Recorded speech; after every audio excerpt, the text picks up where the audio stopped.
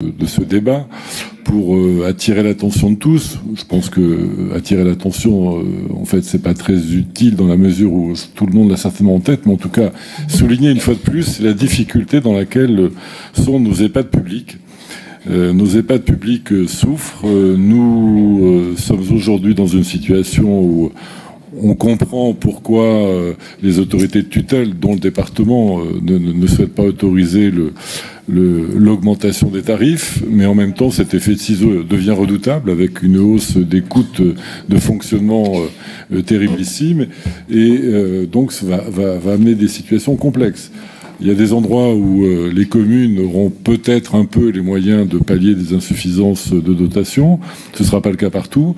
Et puis, de toute façon, à partir d'un certain moment, si on a recours à l'augmentation des tarifs, on peut se demander dans quelle mesure on est encore dans une... il y a encore une nécessité d'avoir des maisons de retraite publiques si c'est pour avoir une hausse vertigineuse des tarifs. Donc, cette équation étant posée...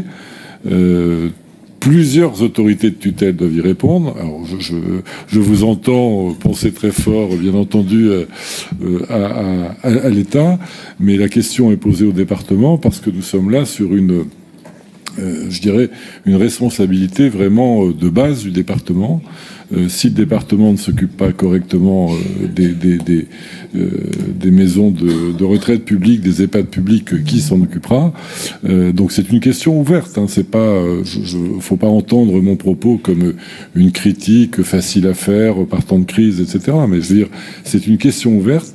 Aujourd'hui, les gaps dans certaines maisons de retraite publiques, ça se compte en centaines de milliers d'euros pratiquement, hein, qui arrivent. Donc ça veut dire que ce sont des sommes qui dépassent l'entendement ordinaire et les solutions, je dirais, du tout venant. Il y a vraiment une béance en termes de questions là-dedans. Donc mon propos ne fait que moyennement avancer les choses, j'en conviens, mais enfin en même temps c'est le propre de l'opposition de ne faire avancer que moyennement. Mais je veux dire, c'est un débat qu'il faut avoir. Et c'est une question qui est posée devant nous. On est au cœur des compétences, on est dans un domaine où il y a peu d'autres solutions que le financement public, et donc voilà. Je pense que ça complète ce que nous disions ce matin ou à d'autres moments. Je pense que les efforts à faire sont des efforts à faire du côté de nos dépenses obligatoires, et ça confirme encore un petit peu plus cette situation.